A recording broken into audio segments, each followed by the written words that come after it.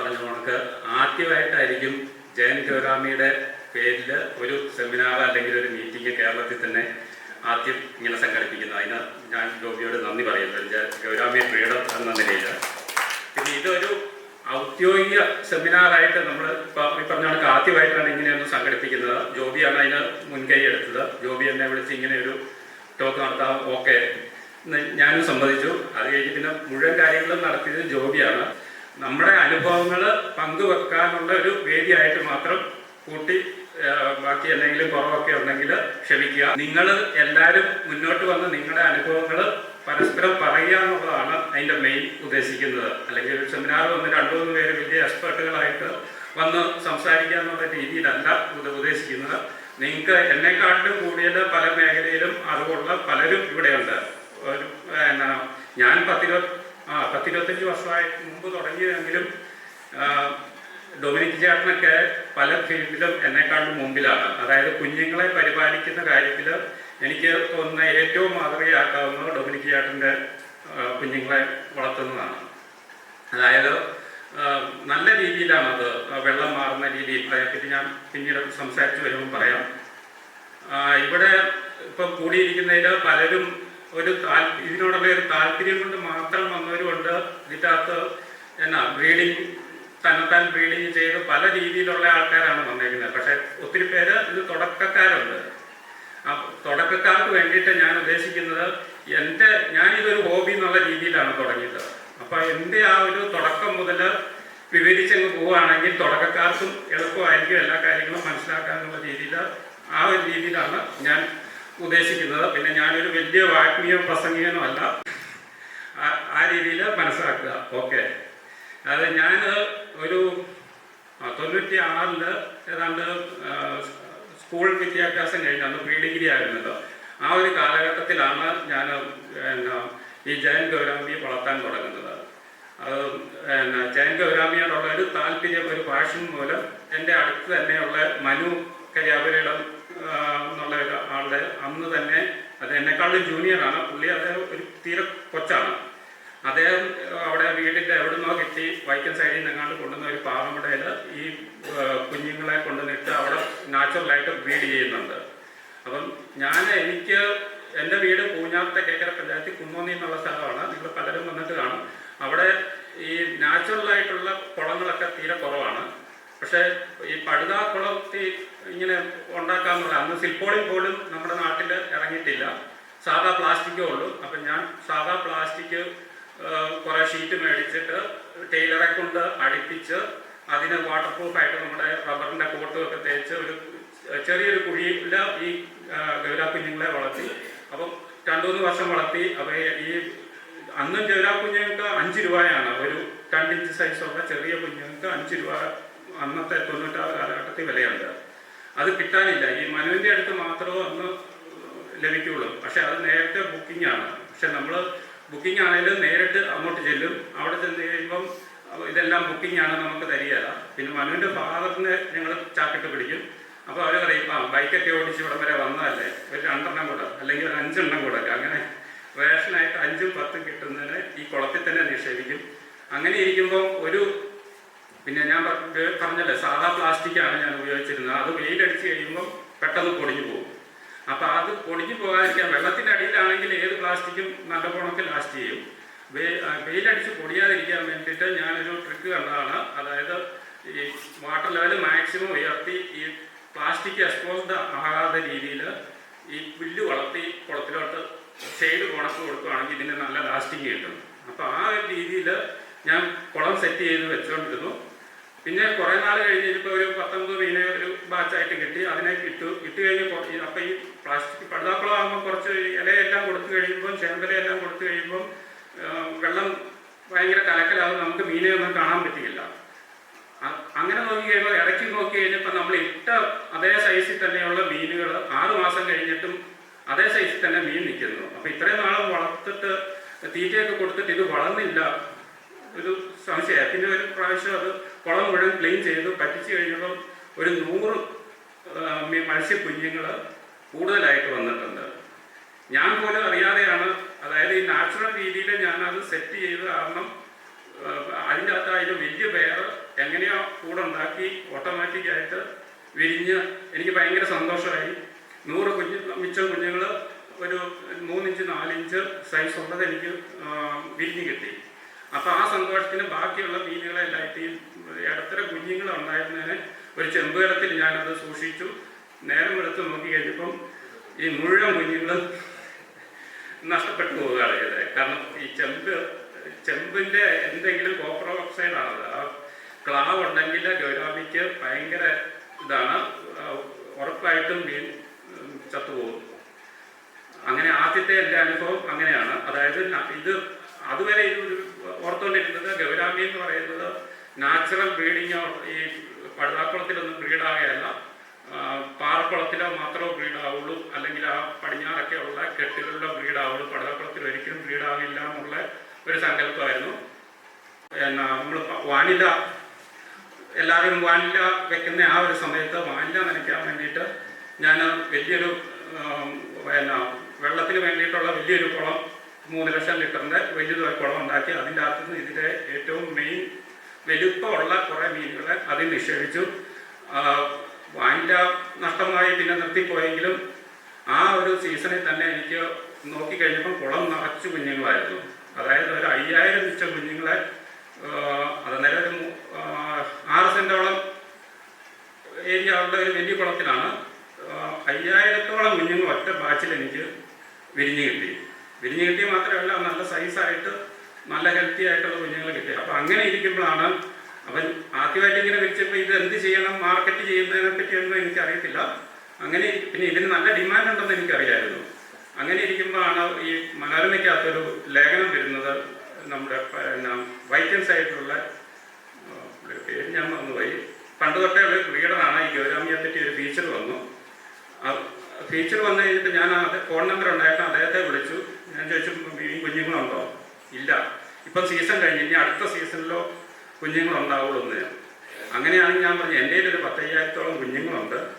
അദ്ദേഹം പിറ്റേ ദിവസം തന്നെ ഇതെവിടെയാണെന്നൊക്കെ എന്നോട് ചോദിച്ചു. പിറ്റേ ദിവസം തന്നെ എൻ്റെ അടുത്ത്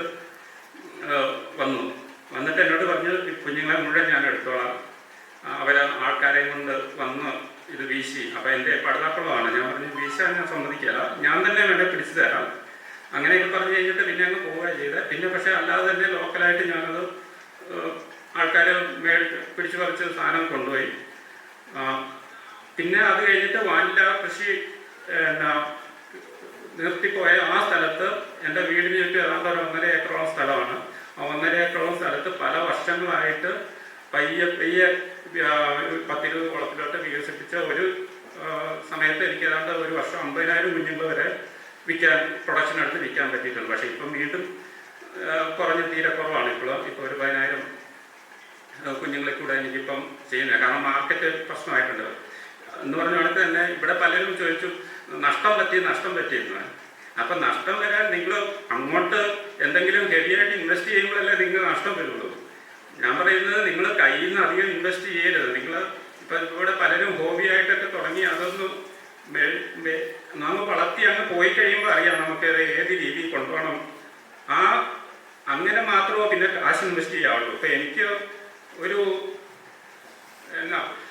5 പൈസ പോലും എൻ്റെ കയ്യിൽ നിന്ന് ഇൻവെസ്റ്റ് ചെയ്തിട്ടില്ല. കാരണം ഇതിൽ നിന്നുള്ളത്, കാരണം 10-20 വർഷം കൊണ്ടാണ് കേട്ടോ, ആ കൊണ്ട് പയ്യാണ് ഞാനിത് വളർത്തിയെടുത്തത്. അപ്പോൾ എന്നെ സംബന്ധിച്ച് മുഴുവൻ ലാഭമാണ്. ഈ ഇൻഫ്രാസ്ട്രക്ചർ ഇത്രയും കുളങ്ങൾ ഉണ്ടാക്കിയതും അത്രയും അതിൽ കൂടുതൽ കാശ് എനിക്ക് ഈ ഗൗരാമിയിൽ നിന്ന് വന്നിട്ടുണ്ട്.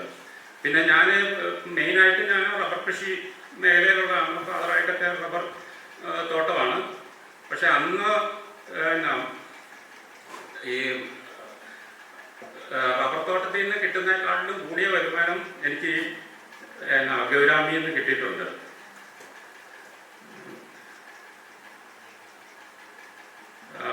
പിന്നെ എനിക്ക് ആ ഒരു ഫ്ലോ ഒഴുക്ക് പല രീതിയിലൊരു ചിട്ടയായിട്ട് പറയാൻ ബുദ്ധിമുട്ട് വരുന്നുണ്ട്. എന്നാലും ഞാൻ പറയുകയാണ്, പിന്നെ ഞാനിപ്പോൾ ഗൗരാമിയുടെ നിങ്ങൾക്ക് എന്തെങ്കിലും സംശയം കൂടെ ഉണ്ടെങ്കിൽ എനിക്കിങ്ങനെ ഒരു തുടർച്ചയായിട്ട് പോകാൻ പറ്റുള്ളൂ. സംശയം എന്തെങ്കിലും ഉണ്ടെങ്കിൽ പറയുക, ചോദിക്കുക.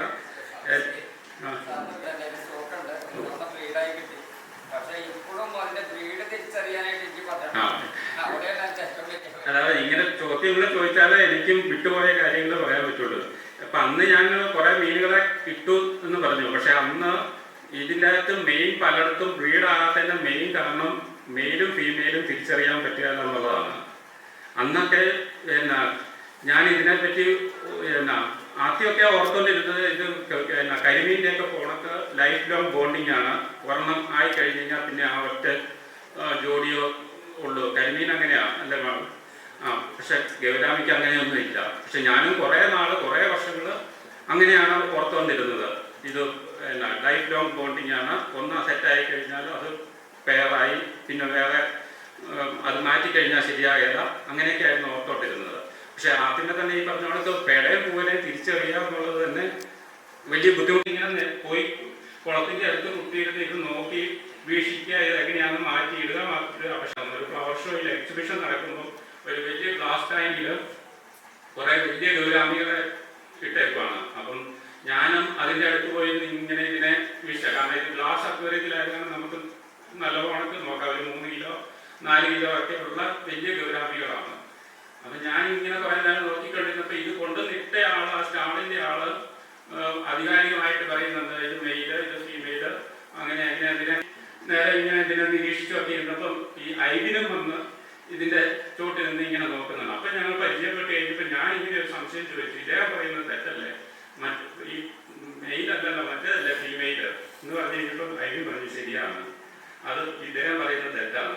അങ്ങനെ ആണ് ഞാൻ ഫീമെയിലിന് മെയിനായിട്ട് ഈ സൈഡ് ഗിൻസിൻ്റെ പുറകിൽ ഒരു ബ്ലാക്ക് പാച്ചസ് കാണും. പിന്നെ ഷേപ്പും കൂർത്തിരിക്കും. അതായത് താഴെ മൂള് ഏതാണ്ട് ഒരു കണക്കിരിക്കും. മെയിലാണെങ്കിൽ ഡോൾഫിൻ്റെ കണക്കൊരു ഹമ്പ് എല്ലാത്തിനും വരും. പക്ഷെ പ്രായമാകുന്നതോറും ഫീമെയിലിനും ഈ ചെറിയ രീതിയിലുള്ള മുഴ വരും. പക്ഷെ അതിൻ്റെ ഷേപ്പ് ഡോൾഫിൻ്റെ കണക്കുള്ള ഒരു ഇത് വരുന്നത് മെയിലിനാണ്.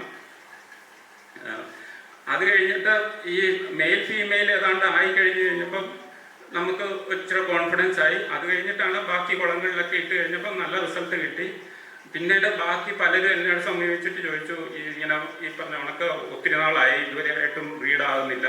അപ്പം ചിലയിടത്തൊക്കെ ചെന്ന് നോക്കിക്കഴിയുമ്പം ഒന്നെങ്കിൽ ഒരു കുളത്തിൽ 90% മെയിലായിരിക്കും, അല്ലെങ്കിൽ 90% ഫീമെയിലായിരിക്കും.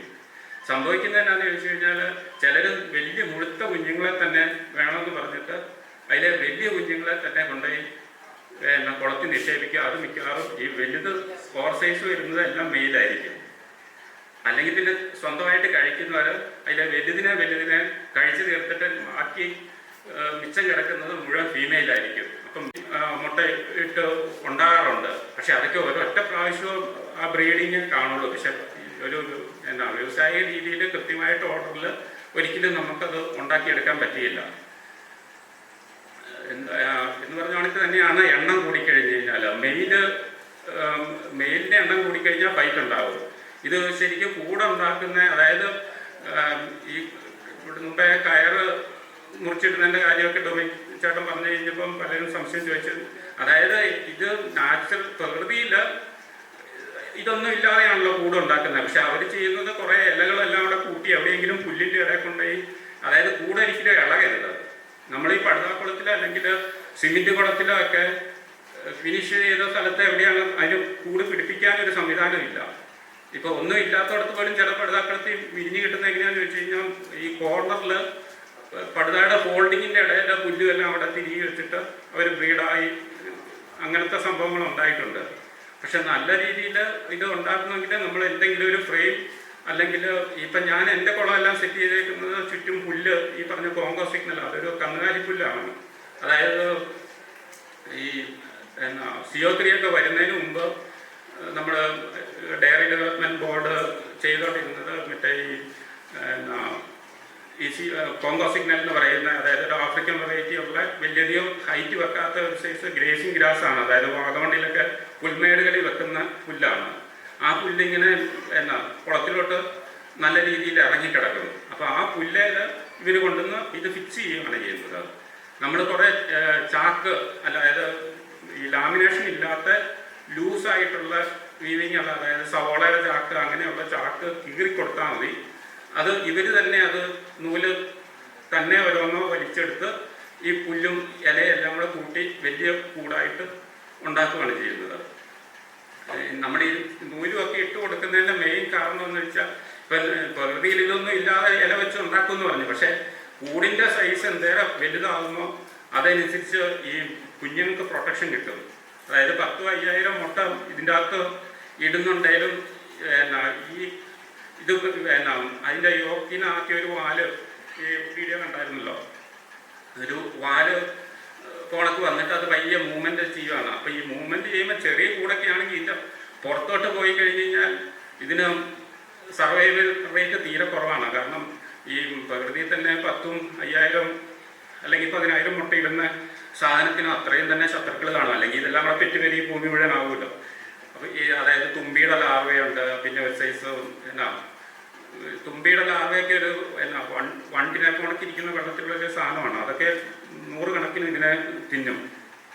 അപ്പോൾ അതിൽ നിന്നൊക്കെ പ്രൊട്ടക്ഷൻ കിട്ടണമെങ്കിൽ വലിയ കൂട്. അത് കാരണം നമ്മൾ പരമാവധി കൂട് സൈസ് ഉണ്ടെങ്കിലും ഈ സർവൈവൽ റേറ്റ് കൂടുതൽ കിട്ടും. ഇതിൻ്റെ പരിപാലനമാണ്. അതായത് നമ്മൾ തീരെ ചെറിയ കുഞ്ഞുങ്ങളെ, അതായത് ഈ പറഞ്ഞുകൊണ്ട് ഡൊമിനിക് സാറൊക്കെ ആട്ടിനിയ ഒക്കെ കൊടുത്ത് വളർത്തുന്നത്. പക്ഷെ അത് എന്നെ സംബന്ധിച്ച് അത്ര പ്രായോഗികമായിട്ട് എനിക്ക് തോന്നിയില്ല. ഞാനൊന്നും ആ ഫീൽഡിലോട്ട് പോയേ ഇല്ല. എനിക്ക് അതിനെപ്പറ്റി കൂടുതൽ സംസാരിക്കാൻ നമ്മുടെ മനോജ് വാഴക്കുളത്തും മനോജും ഒക്കെ, അവർക്കൊക്കെയാണ് എന്നെക്കാട്ടിലും കൂടുതൽ ഇതിൽ എക്സ്പീരിയൻസ് ഉള്ളത്. അവരൊക്കെ പറയുന്ന അവരുടെ ഉപദേശം വെച്ച് ഞാൻ ആദ്യമൊക്കെ കുറച്ച് ചെയ്ത് നോക്കി. പക്ഷേ അതായത് ഒരു 24 മണിക്കൂറും നല്ല രീതിയിൽ ഒബ്സർവ് ചെയ്ത് എന്നെ സംബന്ധിച്ച് അത് പ്രായോഗികമല്ലാത്തതുകൊണ്ട് ഞാനത് നിർത്തുകയാണ് ചെയ്തത്. കാരണം എനിക്ക് ഈ പറഞ്ഞ കണക്ക് കൂടുതൽ കുളം ഉണ്ടാക്കുക എന്നുള്ള ഒരു രീതിയിലാണ്. കാരണം സ്ഥലമുള്ള കാരണം ഒരു കുളത്തിൽ നിന്ന് ഒരു 500 കിട്ടിയാലും അത് മതി. കാരണം ഒരു കുളത്തിൽ നിന്ന് കൂടെ എടുത്ത് വെച്ച് 10,000-5,000 ഉണ്ടാക്കുന്നതിനേക്കാളും ലാഭകരമായിട്ട് നടക്കാവുന്നത് ഈ എണ്ണം കുറച്ചാണെങ്കിലും. പിന്നെ അതിൻ്റെ അകത്ത് വേറൊരു ഇതും കൂടെ ഉണ്ട്. നമ്മൾ ഈ ഫുൾ 10,000-5,000 എണ്ണത്തിൻ്റെ അകത്ത് ആരോഗ്യക്കുറവുള്ള ഒത്തിരി കുഞ്ഞുങ്ങൾ കാണും. അതേസമയം നാച്ചുറൽ രീതിയിൽ അതിൻ്റെ വഴിക്ക് പോവുകയാണെങ്കിൽ നമുക്ക് ഹെൽത്തി ആയിട്ടുള്ള ഒരു ഫിൽട്രേഷൻ കഴിഞ്ഞിട്ടുള്ള കുഞ്ഞുങ്ങളെയാണ് നമുക്ക് കിട്ടുന്നത്. അത് കസ്റ്റമേഴ്സ് കൂടി കൂടുതൽ ആൾക്കാർ അറിഞ്ഞ് വന്നു.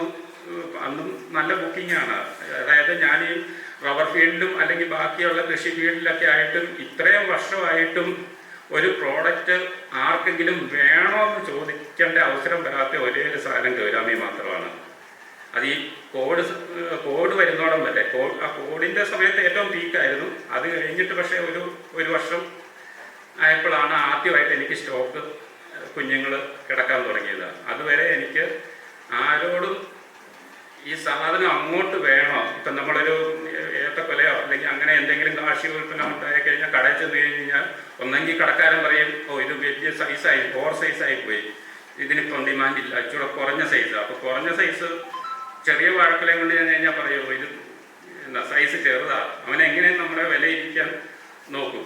പക്ഷേ ഈ ഗൗരാമിയുടെ കേസിൽ മാത്രം എനിക്ക് ഈ 10-25 വർഷമായിട്ട്, അതായത് ഈ 2021-22 വരെ, അതായത് കോവിഡ് കഴിയുന്നോണം വരെ ആരോടും ഇത് വേണമെന്ന് ചോദിക്കേണ്ട അപ്പോഴും ബുക്കിംഗ് ലിസ്റ്റായിരുന്നു. പക്ഷെ അത് കഴിഞ്ഞിട്ട് പിന്നെ കോവിഡിൻ്റെ ഒരു മാന്ദ്യവും പിന്നെ ഒത്തിരി കൂടുതൽ അതിൻ്റെ മാർക്കറ്റിൽ നിന്ന് സ്റ്റഡിയായി. പക്ഷെ ഇപ്പം വലിയ കുഴപ്പമില്ലാതെ പോകുന്നുണ്ട്.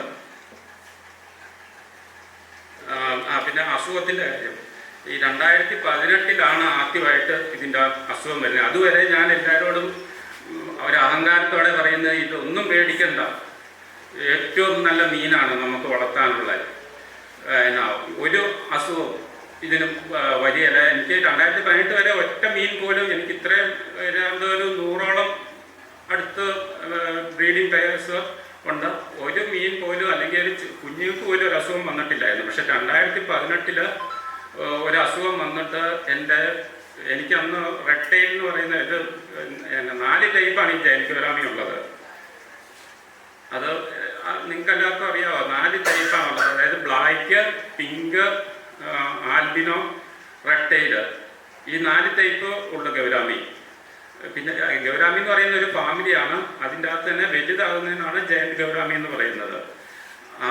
നമ്മൾ കോമൺ ആയിട്ട് വളർത്തുന്നത് ബ്ലാക്കാണ്, ബ്ലാക്ക് ഗൗരാമിയാണ്.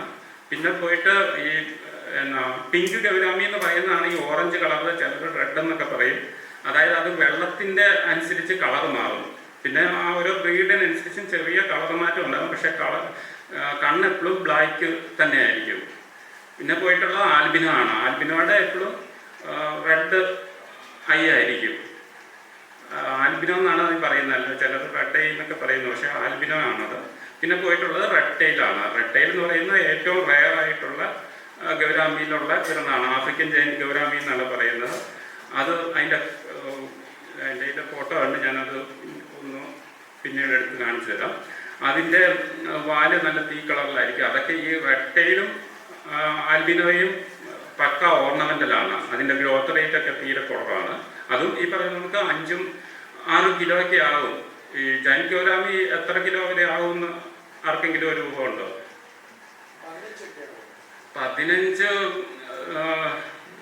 15 എന്നൊക്കെ കേട്ടിട്ടുണ്ട്. പക്ഷെ ഞാൻ 12 കിലോ വരെ ഞാൻ കണ്ടിട്ടുണ്ട്. എനിക്ക് 10.5 കിലോ വരെയുള്ള ഇതിനെ ഞാൻ വളർത്തിയിട്ടുണ്ട്. എന്താണേലും 12.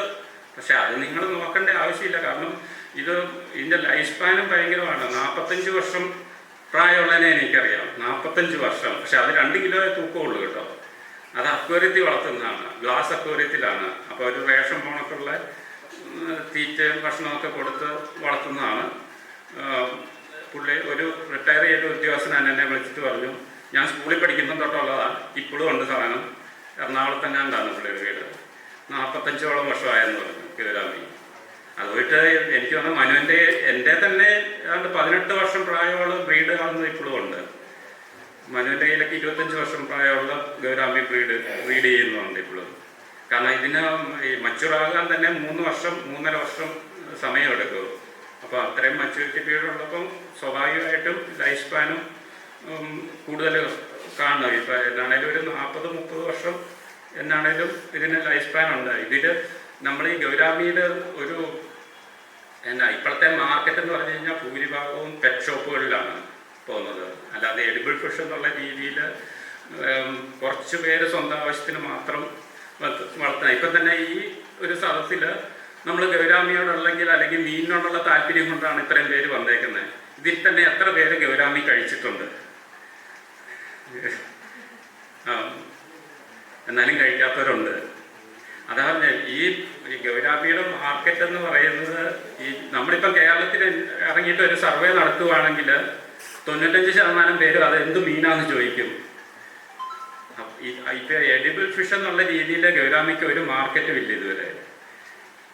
അത് ലോക്കലായിട്ട് നമ്മൾ കുറേ വിൽക്കുന്നതല്ലാതെ ഒരു സിസ്റ്റമാറ്റിക് ആയിട്ട് ഒരു മാർക്കറ്റും കേരളത്തിൽ വന്നിട്ടില്ല.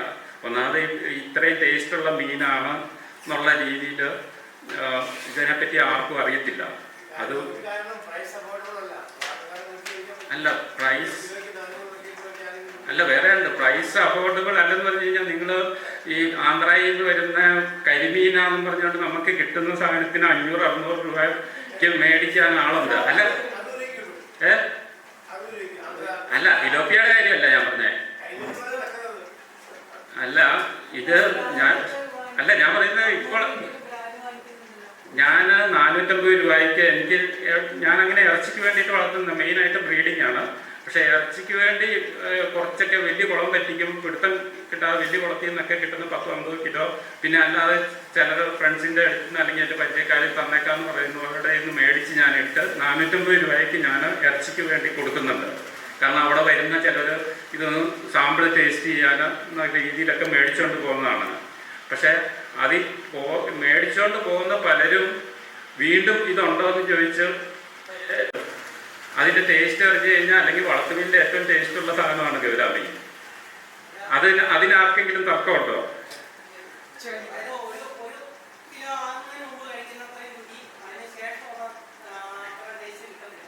അത് ശരിയാണ്. അല്ലേ, അത് പലർക്കും പല അഭിപ്രായമാണ്. ചിലർ പറയുന്നത് നെയ് ആയിക്കഴിഞ്ഞിട്ട്. പക്ഷെ എൻ്റെ ഒരു അഭിപ്രായം വെച്ച് നോക്കിയിട്ട് ഈ ഫ്രൈ ചെയ്യാനോ അല്ലെങ്കിൽ ഗ്രില്ല് ചെയ്യാനൊക്കെയുള്ള ഫ്രൈ ചെയ്യാനൊക്കെ ആണെങ്കിൽ ഈ പറയുന്ന ഒരു കരിമീൻ്റെ സൈസാണ് ഏറ്റവും നല്ലത്. കരിമീൻ മാറി നിൽക്കും എൻ്റെ അഭിപ്രായത്തിൽ. പലർക്കും അഭിപ്രായം വിജയിപ്പുള്ളവരുണ്ടായിരിക്കും. പക്ഷെ കരിമീൻ്റെ ഒരു സൈസിൽ നമ്മൾ ഗൗരാമിയെ എടുക്കുകയാണെങ്കിൽ കരിമീനെക്കാളും എനിക്കിഷ്ടം ഗൗരാമിയാണ്.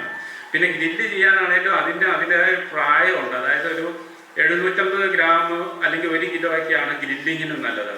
പക്ഷെ അത് കഴിഞ്ഞ് കഴിഞ്ഞാൽ പിന്നെ മാംസമാകുവാണ്. ഇപ്പം 3 കിലോയൊക്കെ ഉള്ള മീന് മാംസം അത് ഈ പറഞ്ഞ കണക്ക് അച്ചാറിടാൻ അല്ലെങ്കിൽ വേറെ ഈ പ്രൊഡക്റ്റ് രീതിയിലാണെങ്കിൽ ഓക്കെയാണ്. പിന്നെ ഇതിൻ്റെ ഏജ് ഒരു ഫാക്ടറാണ്. ചിലർ ഗൗരാമി കഴിച്ചിട്ട് ഇത് ഒന്നിനും കൊള്ളുകയെന്ന് പറയുന്നത് ഇത് എനിക്ക് തോന്നുന്ന ഒരു 4-5 വർഷം കഴിഞ്ഞു കഴിഞ്ഞാൽ പിന്നെ ഇതിന് ടേസ്റ്റ് ഇല്ലാന്ന് മാത്രമല്ല ഒരു റബ്ബർ കണക്കാണത്. നിങ്ങൾ പറഞ്ഞ കണക്ക് 30 വർഷം ഇതിന് ഭയങ്കര ലൈഫ് സ്പാൻ ഉള്ളതാണ്. പക്ഷേ ഈ പറഞ്ഞ കണക്ക് ഗ്ലാസ് ടാങ്കിലോ അല്ലെങ്കിൽ ചെറിയ സിമെൻറ്റ് ടാങ്കിലോ വളർത്തുകയാണെങ്കിൽ ഇതൊരിക്കലും സൈസ് ആകുകയില്ല. ഇത് വർഷങ്ങളെടുത്ത് കഴിഞ്ഞാൽ ഒരു 1/2 കിലോയോ കാണുള്ളൂ. ആ 1/2 കിലോ ഉള്ള മീനെ കൊണ്ടുപോയി കറി വെക്കുക അല്ലെങ്കിൽ ഫ്രൈ ചെയ്ത് കഴിച്ച് കഴിഞ്ഞാൽ ഇത്രയും മോശം മീൻ വേറെ ഇല്ലെന്ന് ആൾക്കാർ പറയും. കാരണം നമ്മൾ മീൻ കട്ട് ചെയ്യുമ്പോഴൊക്കെ നല്ല മാംസമൊക്കെ ആയിരിക്കും, പക്ഷെ വേവിച്ച് കഴിയുമ്പം റബ്ബർ പരിചയമാണ്, ഒരു ടേസ്റ്റും കാണുകയില്ല.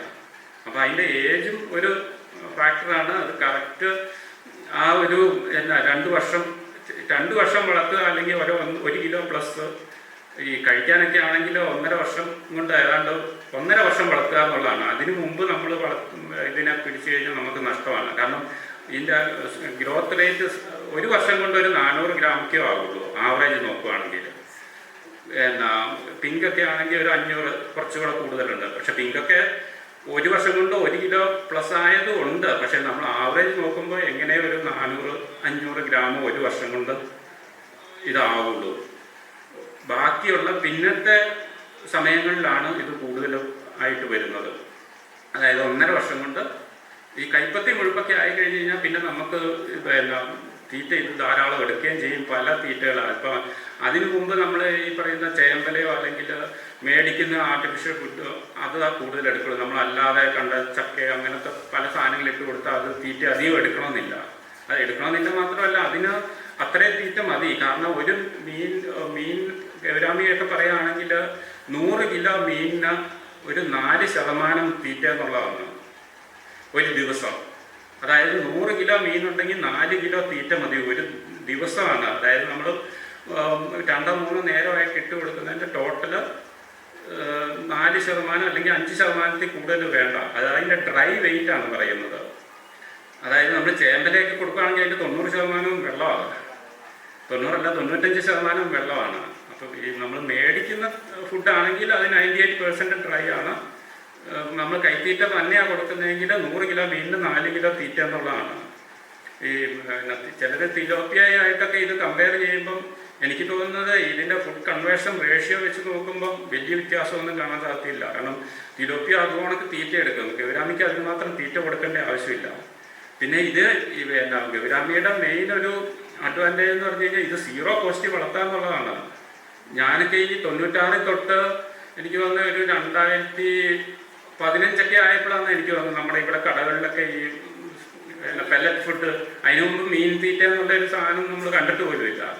അല്ലെങ്കിൽ കളറായിട്ടുള്ള അക്വേറിയത്തിലിടുന്ന ആ ഒരു തീറ്റ മാത്രമേ ഉള്ളൂ. അല്ലാതെ കൃഷി രീതിയിൽ ഈ തിലോപ്പിയ കൾച്ചറൊക്കെ തുടങ്ങിയത് ഒരു 2015 അല്ലെങ്കിൽ 10 കാലഘട്ടത്തിൽ ആ ഒരു കാലത്ത്. അപ്പോൾ അതിനു മുമ്പ് ഒരു 10-12 വർഷത്തോളം ഞാൻ ഒരു ചിലവില്ലാതെ ആക്കുളം വല്ലപ്പോഴും ഇച്ചിരി കടലപ്പിണ്ണാക്ക് മാത്രം മേടിക്കും. റേഷൻ കടയിൽ നിന്ന് കിട്ടുന്ന ഗോതമ്പ് അല്ലെങ്കിൽ പൊടിപ്പിച്ച് ഗോതമ്പ് മാത്രം കുറേ റേഷൻ മുണക്ക് കൊടുത്ത് 0 കോസ്റ്റിലാണ് വളർത്തിക്കൊണ്ടിരുന്നത്. അപ്പോൾ എനിക്ക് കിട്ടുന്നത് മുഴുവൻ ലാഭമാണ്. ആദ്യമായിട്ട് ഞാൻ ഇറച്ചിക്ക് വേണ്ടി വളർത്തുന്നത് യഥാർത്ഥത്തിൽ 1.5 സെൻറ്റ് സ്ഥലത്ത് ഒരു പടുതാക്കുളത്തിൽ ഈ സിൽപോളിൽ നിന്നുണ്ടാക്കിയ ഒരു പടുതാക്കുളത്തിൽ ഏതാണ്ട് 200ഓളം ജൈൻ ഗൗരാമിയെ ഇട്ടിട്ട് 1.5 വർഷം കൊണ്ട് എനിക്ക് ഏതാണ്ട് ആവറേജ് 1 കിലോ വെച്ച് 200 കിലോ മീൻ അന്ന് എനിക്ക് കിട്ടി. അപ്പോൾ അന്നൊക്കെ എനിക്കിത് എന്ത് ചെയ്യണം, അന്ന് ഇതിനെപ്പറ്റി ഗൗരാമിയെ പറ്റി ഞങ്ങളുടെ അടുത്ത് പോലും ആർക്കും അറിയത്തില്ലത്. അപ്പം ഈ പറഞ്ഞ കണക്ക് അന്ന് അല്ലാത്ത മീനിന് നല്ല വിലയുണ്ട്.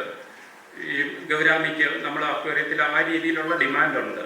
അപ്പം ഞാനിത് ആദ്യമായിട്ട് ഞാൻ കർഷകൻ്റെ ഒരു ഈ ക്ലാസിഫൈഡിൽ ഒരു ചെറിയ ആട് കൊടുത്തു. ജയൻ ഗൗരാമി ജീവനോടെ അന്ന് ഞാൻ എൻ്റെ ഒരു ഈ മതിപ്പ് വെച്ച് എനിക്ക് വന്നൊരു വിലയെന്ന് പറയുമായിരുന്നു 350 രൂപ പെർ kg അന്നത്തെ കാലത്ത്. അത് ഒരു 2 ആഴ്ചക്കിപ്പുറം അത് മുഴുവൻ വിറ്റ് തീർന്നു. അപ്പോൾ എനിക്ക് ഈ ജോബി എന്നോട് പറഞ്ഞ് ഇതിൻ്റെ വിപണനത്തെ പറ്റി ഒരു പ്രഭാഷണം പറയണമെന്നാണ്. പക്ഷെ വിപണനത്തിന് എനിക്ക് ഇതുവരെ ആയിട്ടും അങ്ങനെ ഒരു പ്രതിസന്ധി വന്നിട്ട് പോലുമില്ല. ഈ 2000 ഈ ബോർഡ് കഴിയുന്നോടം വരെ ഞാൻ എൻ്റെ ഫുൾ പ്രൊഡക്ഷൻ തികയാഞ്ഞിട്ട് ഞാൻ എൻ്റെ കുന്നോന്നിയിലുള്ള ഒരു 3-4-5 എൻ്റെ കൂട്ടുകാരെ കൂടെ ഇതിൻ്റെ അകത്തോട്ട് നിങ്ങളും കൂടെ ചെയ്യുമെന്ന് പറഞ്ഞ് അവരെ കൊണ്ട് ചെയ്യിപ്പിച്ച് അന്ന് ഈ കോവിഡൊക്കെ വരുന്നതിന് മുമ്പ് 5000-ൻ്റെ വലിയ ഓർഡർ വരെ, ഒറ്റ ഓർഡർ വരെ ഞങ്ങൾ ഒന്നിച്ച് പൂളായിട്ട് ഒരേ സമയം അവിടുന്ന് കയറ്റി വിട്ടിട്ടുണ്ട്. നല്ല രീതിയിൽ കൂടുതൽ അത് കർഷകശ്രീക്കകത്ത് ഗൗരാമി ഗ്രാമം കുന്നോന്നി എന്ന് പറഞ്ഞുകൊണ്ടൊരു ഫീച്ചർ വരെ ഞങ്ങളെപ്പറ്റി വരികയുണ്ടായി. അത് കാരണം മാർക്കറ്റ് ഞങ്ങളെ സംബന്ധിച്ച് അത്ര ബുദ്ധിമുട്ട് വന്നിട്ടില്ല. പക്ഷേ ഇതിന് വളരെയധികം സാധ്യതകളുണ്ട്. കാരണം ഇത് ആരും അറിഞ്ഞിട്ടില്ല. ഈ മീനെപ്പറ്റി ഈ പറഞ്ഞ 450 രൂപയ്ക്ക് ഇപ്പം ഞാൻ ഈയിടെ ഒരു ചെറിയ ഫംഗ്ഷനും ഈ മാമോദിസ അല്ലെങ്കിൽ അങ്ങനത്തെ ഉള്ള ചെറിയ ഫംഗ്ഷനിൽ ആൾക്കാർക്ക് ഈ വാഴയിലക്കകത്ത് കരിമീൻ പൊള്ളിച്ച് അങ്ങനെയുള്ള രീതിയിൽ ചില കോസ്റ്റ്ലി ആയിട്ട് വെക്കുന്നവർക്ക് ഇത് ഏറ്റവും ബെസ്റ്റാണ്.